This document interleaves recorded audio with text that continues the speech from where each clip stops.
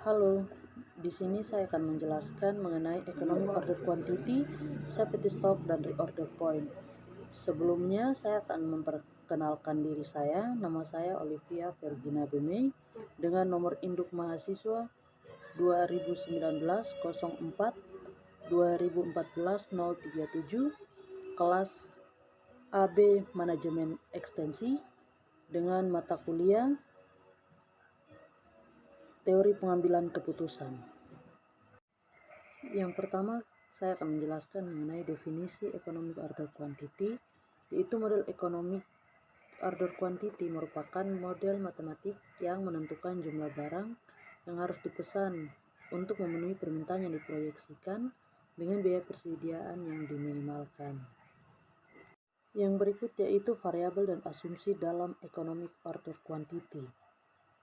Secara umum ada 3 bentuk variabel dalam economical order quantity yang terlihat jelas, yaitu yang pertama ada total cost atau biaya total, yang kedua yaitu ordering cost atau biaya pesanan, yang ketiga carrying cost atau biaya penyimpanan. Yang pertama yaitu total cost atau biaya total merupakan keseluruhan biaya yang dikeluarkan dalam suatu masa yang terjadi.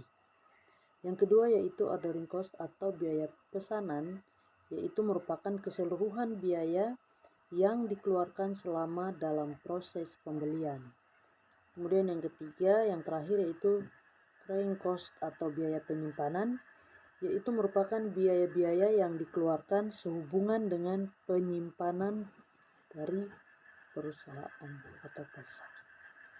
Menurut Agus Sartono, ada 3 asumsi dasar dalam penggunaan model economic order quantity, yaitu yang pertama, tingkat penjualan yang dapat diperkirakan, yang kedua, penggunaan bahan yang konstan, yang ketiga, pemesanan dapat dilakukan seketika, dan yang keempat, pengiriman dapat dilakukan dengan tepat. Berdasarkan keterangan tersebut, maka dapat kita simpulkan bahwa economic order quantity adalah suatu bentuk usaha dari pihak manajemen perusahaan, khususnya bagian persediaan dan produksi, untuk selalu menciptakan kondisi dan situasi yang seimbang dan selalu stabil dalam berbagai kondisi pada perusahaan. Berikutnya yaitu safety stock dan reorder point. Yang pertama, kita akan membahas tentang safety stock. Menurut pendapat beberapa ahli, yang pertama yaitu Joel J. Siegel dan J. Kasim, safety stock adalah persediaan tambahan yang disiapkan sebagai proteksi terhadap kemungkinan habisnya persediaan.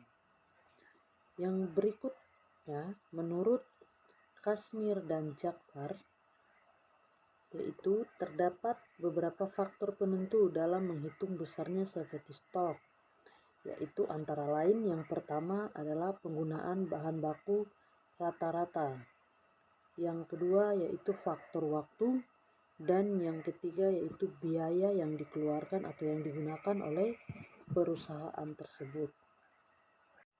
Jadi di sini saya mengambil kesimpulan bahwa safety stock merupakan kemampuan perusahaan untuk menciptakan kondisi persediaan yang selalu aman atau penuh pengamanan dengan harapan perusahaan tidak akan pernah mengalami kekurangan persediaan.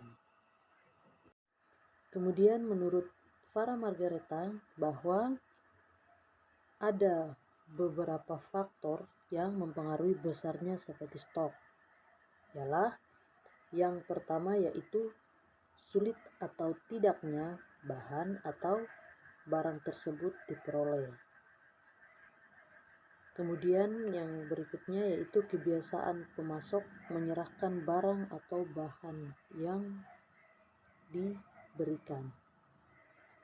Lalu yang ketiga yaitu faktor yang mempengaruhi yaitu besar atau kecilnya jumlah barang atau bahan yang dibeli setiap saat. Yang keempat, sering atau tidaknya mendapatkan pesanan mendadak. Jadi menurut Farah itu ada kurang lebih di sini ada 4 faktor yang mempengaruhi. sulit atau tidaknya bahan atau barang tersebut diperoleh, kebiasaan pemasok menyerahkan barang atau bahan, besar atau kecilnya jumlah barang atau bahan yang dibeli setiap saat. Itu juga sangat mempengaruhi besarnya seperti stok. Dan yang terakhir, sering atau tidaknya mendapatkan pesanan mendadak. Yang terakhir yaitu reorder point adalah titik di mana suatu perusahaan atau institusi bisnis harus memesan barang atau bahan guna menciptakan kondisi persediaan yang terus terkendali. Sebagai catatan tambahan bagi manajer keuangan dan produksi adalah memahami kondisi bisnis dan terus melakukan serta menerapkan prudential principle atau prinsip kehati-hatian, termasuk bersikap tegas dalam menerapkan keputusan menghentikan salah satu komponen bisnis. Jika memang dianggap tentunya didasarkan dengan alasan-alasan yang kuat, yang dapat dipertanggungjawabkan secara bisnis konsep baik jangka pendek dan jangka panjang. Dalam konteks alasan tersebut, Stise dan Skousen mengatakan manajemen dapat memutuskan untuk menghentikan salah satu komponen bisnis karena berbagai alasan. Misalnya, yang pertama yaitu komponen tersebut mungkin tidak menguntungkan bagi perusahaan. Jadi manajemen dapat memutuskan atau menghentikan. Yang kedua, komponen tersebut mungkin tidak sesuai dengan rencana jangka panjang pada perusahaan. Yang berikutnya yaitu manajemen membutuhkan dana untuk mengurangi utang jangka panjang atau untuk mengembangkan area bisnis yang lain. Itu alasan yang ketiga. Yang berikutnya yaitu manajemen mungkin khawatir akan pengambil alihan oleh investor baru yang ingin mengendalikan perusahaan. Sekian dari saya. Terima kasih, semoga bermanfaat.